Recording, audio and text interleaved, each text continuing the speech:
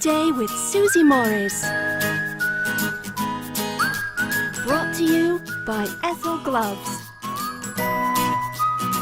When you're growing plants in containers, you want to use a dedicated potting soil instead of soil from the garden.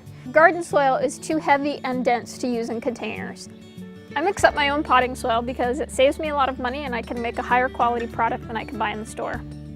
I also want to make sure that I don't have any chemical fertilizers or anything in my potting soil since I'm usually growing vegetables and edible things in them. There are 3 basic ingredients to homemade potting soil: vermiculite, compost, and peat moss. You can use coconut coir instead of peat moss. The peat moss in the coconut coir is basically there to add organic matter and make the soil light. Compost is a great addition to your homemade potting soil. It adds nutrients for your plants. I make my own compost with organic matter from around the garden. Vermiculite makes the soil lighter and it helps with water retention. I buy my vermiculite in big 4 cubic foot bales from the local farm supply store, but most greenhouses carry it as well. You can use perlite or vermiculite in your potting soil. I prefer using vermiculite because it composts down into the soil eventually. The perlite is lighter and it floats to the top of the soil, and it's just a little too styrofoamy for my tastes. You're going to want to add some fertilizer to your potting soil to feed your plants. I really like using the Dr. Earth fertilizers as they're organic and are made of natural products. And you can buy specific ones depending on what you're growing: flowers, vegetables, tomatoes, fruit, and a starter fertilizer for seed starting. You can figure out how much fertilizer you're going to need for each container by following the directions on the back of the package.